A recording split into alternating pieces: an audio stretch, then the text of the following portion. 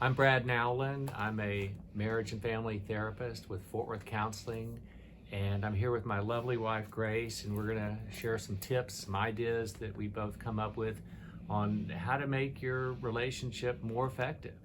And I think the way we're going to do it is I'll say something and then she'll say something. And one of the ideas was for you to talk to the men and for me to talk to the women. Does that sound okay? Yeah.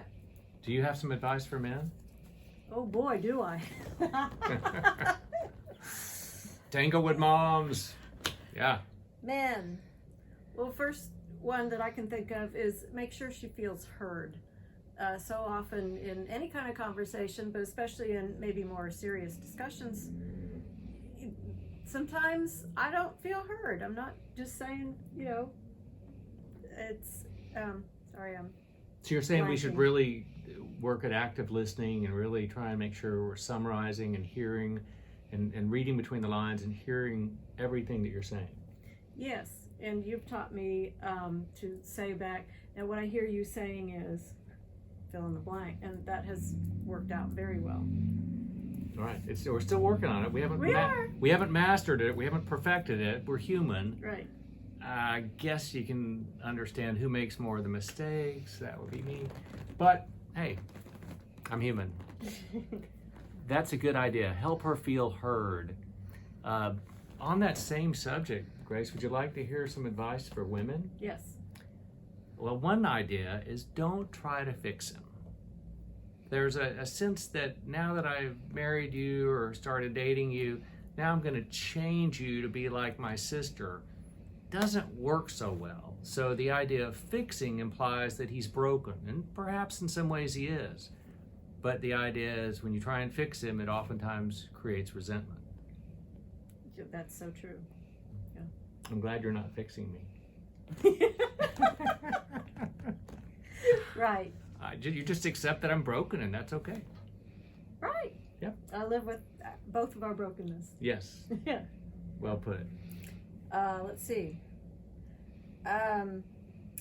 Well, kind of along with that is accept influence cheerfully. So, You're telling the men to I'm do telling this, the men to accept influence cheerfully? accept influence. So, just as something as small as how she likes to load the dishwasher, or I don't have this problem, but a lot of women want their husbands to pick up their clothes off the floor, or put them in the laundry basket, or do something like that, or do this or that. And it's if it's said in the right way, in a loving, kind way, with influence, maybe the partner will maybe, I don't know what I'm trying to say. Yeah, just to be able to say, yes, dear, I'll put the dishes in the way you want them put in, or forks up or forks down, Right. or those kind of things. To accept influence and just say, yes, dear, instead of wanting to be argumentative and difficult. We get to pick our battles, don't we? Right. And sometimes the dishwasher's not where I want to die. Right. And there is some research backing what Grace just said, because when men accept influence, relationships tend to prosper. When women accept influence, not so much. So maybe men can do more to help the relationship when we say yes, dear, and accept influence. If you want to do the color for this blind this way, yes, dear. Right. Well, it's time for me to throw up some ideas for women, and this one's kind of one I've heard a bit. Initiate lovemaking sometimes. Sometimes men are the higher desire partner in couple relationships, but not always. And in those cases, a lot of times men want to express love physically in a meaningful way for them. It's lovemaking, it's not sex. It's more than just sex. It's about lovemaking. And when a woman initiates lovemaking, sometimes I think the guys really are impressed and very happy. Yeah, because it's not every day. And so sometimes it surprises the man, and I think he enjoys it that much more. Yeah, I think that's. I've asked people sometimes, what would you do if your wife initiated, lovemaking, and the guy says, well, I'd fall off the couch or something. It's kind of like, wow, that'd be really something to wow them. And I think all these ideas are really designed to help create more connection and help couples be stronger. Mm-hmm. So another good idea for the men: be yourself. Be your best self. Okay. Yeah. We tend to, I guess, sometimes put on masks. Some people do. And you shouldn't feel like you have to put a mask on with your spouse, your partner. And, just be who you are. Be vulnerable, be open. I think our minister in Kansas City used to say, intimacy is into me see. You're letting someone in, and you're being vulnerable, and I'm sharing with what's on my heart with you. Right. Yeah. And that's okay. But I think that aspirationally, what you're saying, it's not just me being authentically myself.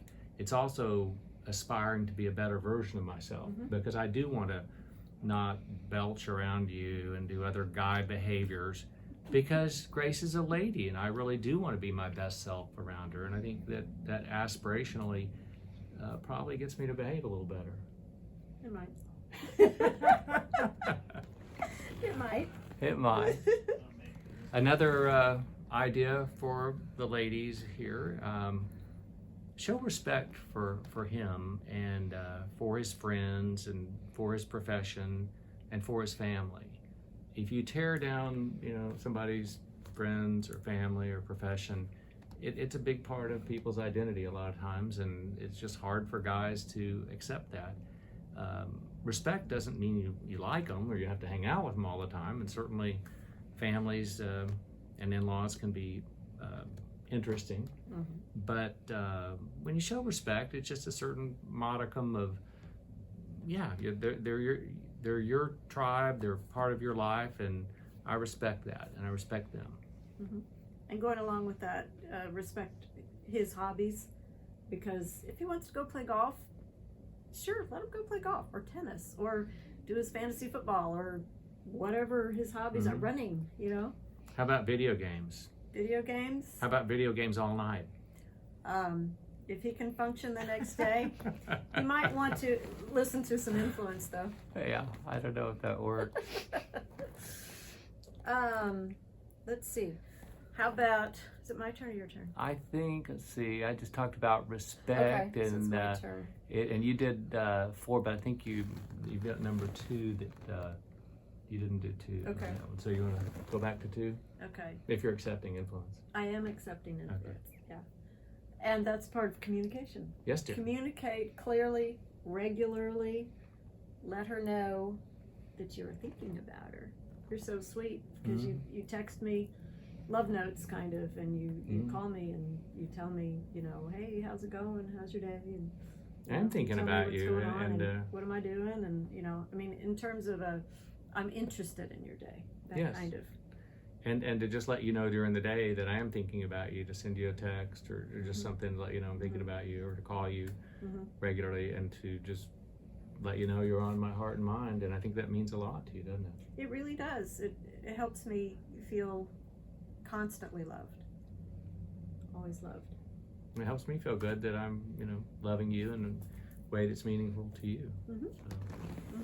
We'll probably keep that up, I'm guessing. They'll probably continue with that. Probably. So we're going to number 4. Oh, I get to use a prop here, don't I? Yeah. Where is that? Oh, okay. There it is. We got some football fans maybe in the audience.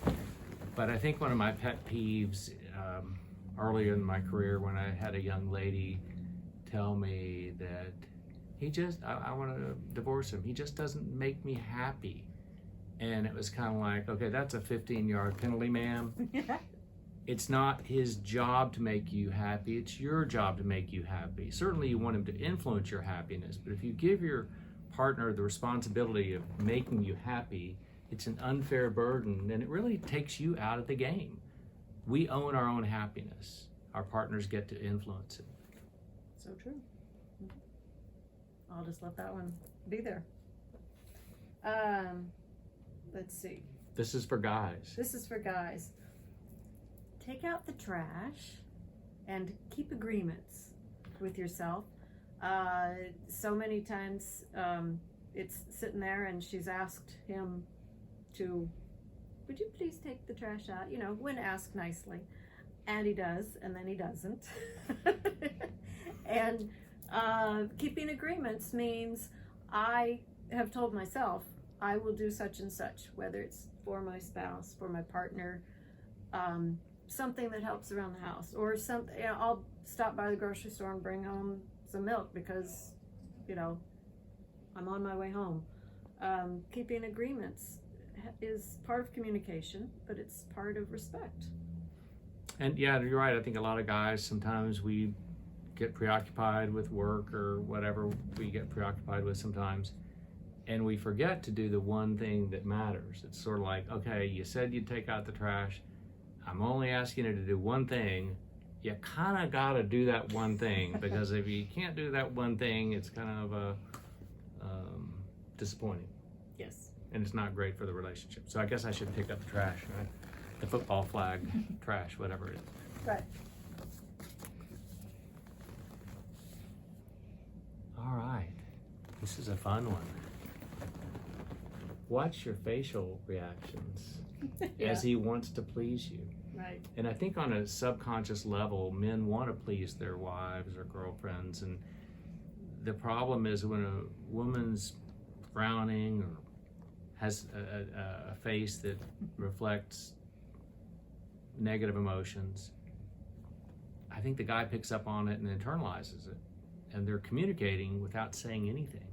And that's why, if you can, and this is being authentic, but be pleasant and cheerful as you are, and be reasonably happy. Because if you're frowning and negative and carrying a lot of those emotions, it does drag on the relationship.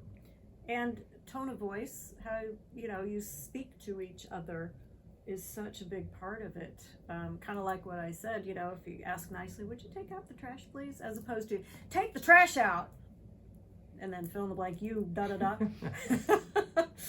There's a big difference there in respect and possibly getting things done.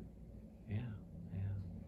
And just that idea of being aware of your own facial expressions, a tone of voice, goes a long way towards any relationship. Because I know that, everybody can get off on the wrong foot when their friends are frowning and negative and stuff. But men do, I think, read a lot more into women's facial expressions than we're aware of. What, this tells you something? Yeah. Okay, I get to do number 6, right? I think so. All right. Say something nice about her shoes, or her clothes, or her hair. Oh, you look so lovely. Those are wonderful shoes. They've got braids and leather, and it really matches the blue, kind of matches your dress and your earrings, and boy, your ring here. You're really fashion coordinated. That's amazing. Thank you. Yeah, we just want to be noticed and appreciated. Is when we look good, but especially when maybe we're not looking our best, a little cheering up might help. But yeah, we women, we want to look nice, and so we want to be noticed for it. It's really good advice for guys, particularly just a reminder. Say something nice about her shoes. Yeah. Or earrings, but it says we're in the game. It says we're present. It says we're engaged. Yeah. Doesn't it? Right. Good advice. And you do have nice shoes, Grace. Thank you. For women, don't assume you know what he's thinking. A lot of times we get into relationship problems because we make assumptions, and they're not always accurate. If he's mad or sad or glad, the only 3 emotions men are allowed to have, you can make a hypothesis and say, gosh, hon, it seems like you're upset because you played badly at golf or whatever, and to inquire with a certain curiosity and openness. But if you assume, well, the only reason you're this way is because of that, and you miss the mark, it really can create conflict. And it's hard to do, because the more we know someone, the more we think we know what they're thinking, and the more we think we know what's going on, but it really doesn't hurt to check for understanding. That's so true. I am guilty of that. I like to finish your sentences because I think I know exactly what you're talking about, but frequently. And you probably finish them with a little more grammatical flair, and it's a lot better when you speak sometimes. Nice. Okay, ready? I think so. Court her with time and adventure. And if you've been together for years, whether you're just dating for years, living together, married for years, etc., she wants still to be courted, and so does he, actually. They might not realize it, but everyone wants, hey, let's go have a date. Would you like to do this? Let's have a romantic evening. Let's go to a show at Bass Hall and have a lovely night in a hotel, and then go home the next day. Just something date oriented, because it's smart to keep dating after you've been together for a long time. And I think you're right about that sometimes as men we acquire, and then we move on to the next dragon to slay or whatever we do, and we forget that retention involves attention and engagement, and there's so much joy really in giving to a healthy, loving relationship. But adventure is a part of it too, and I think that I've seen research like rides at Six Flags or doing things that are exciting can help the couple bond, or even watching a movie where you spend about 15 minutes afterwards talking about the movie in depth and the characters and how they spoke to you and how they may remind you of people in our lives. I think that adventure is a big part of it. I think axe throwing is probably pretty popular among some people. We haven't tried it yet. Are you up for axe throwing, honey? Sure. Look, I've never done it. It just sounds fun, I think. Right. I've never done it either. Well, we'll try. Yeah. Okay. So let's think about, loving him the way he wants to be loved. And the 5 love languages is a good template to understand how we love each other. But a lot of times we love others the way we want to love them, as opposed to the way they want to be loved. And it speaks to sort of that agape love and non-transactional love, but more complete love, and loving him the way he wants to be loved is probably more effective than maybe the way you think he should want to be loved. It's easy to falsely believe that your partner will feel the same loving feelings that I do. Say, if one of my love languages is gifts, it's wonderful. But if it's not his, and I keep giving him gifts, he doesn't feel loved. Quality time is one of Brad's. If I don't spend much time with him, but I give him a lot of gifts, that's not going to help him feel loved. That's right, and give you your solitude when you need it too. That's loving you the way you want to be loved. Right. And those are great ideas. What else do we have on our list? I think that's the 7 for each men and women ideas.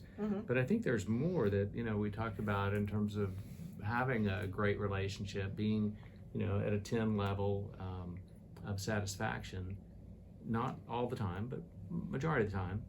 That when we're living by our values, including faith, I think that's the best way to live. We happen to share a lot of the same values, and it makes life a lot easier. But I'm not saying that my values have to be everyone else's values. It's just we kind of know what works for us. And when we live by what we say we live by, life's a lot easier, including our faith. Right. Yeah. Because, for us, I think faith is a big part of our life. And we give credit to God, and we're just lucky to be here serving others. Right. Yeah. be a giver and understand the benefit of sacrifice. I'd rather be a taker. I'm sorry. Well, me too. I'm really essentially a selfish person, like everyone else. Right, we all are. Yeah. You know what our favorite radio station is, Grace? Ours? Everybody's favorite radio station, WIIFM. Have you ever heard that station? No. What's in it for me? That's good. But the idea you're saying, giving to the relationship, not Mm-hmm. transactionally, like, I did this for you, so you have to do this for me. Right. You're saying give more to the relationship, sacrifice and give to the relationship. Give with a joyous heart, give with a loving spirit. And sacrifice doesn't have to mean painful sacrifice, but like you said, I like a lot of my alone time, but I commit, especially weekends, to spending time with Brad, even though there might be some times when I'd like to be alone, but maybe I have an hour, I carve it out, but my weekend is with my husband. It's a good way to be. And I remember talking to Grace's parents, Russ and Joy Jones, lovely people, and they'd been married 50-something years at that point, and I said, what's the secret to your marriage? And they said, well, we each give 75% to the relationship. And I thought, I don't think I understand that. I'm a football fan. I like sports. It's 100% or it's 110%. What's with the 75%? And they explained it better. And they said, well, there's that tendency in a relationship to give up to, 48, 49%, to see what the other person's going to do. And we can kind of get tentative and each give, they didn't do this for me, so I'm just going to hold back and not give here. And the idea of giving fully means you're giving more than you're getting. You're giving 75% to the relationship with the assumption, perhaps, that eventually your partner will also try and give more to the relationship. And what's wonderful is when you have two people working hard to give more to the relationship, then there's incredible abundance and love. That's right. Yeah. And commit to the relationship, commit to each other, not just with a wedding ceremony, but with our hearts, with a capital C. And that's such a good point, because I think a lot of people have commitment more tentative or small C commitment, but capital C commitment says, I'm no longer a single guy. I've made this commitment to have a great relationship with you, Grace, and that commitment is a capital C. And so it just guides our behavior when we think in those terms.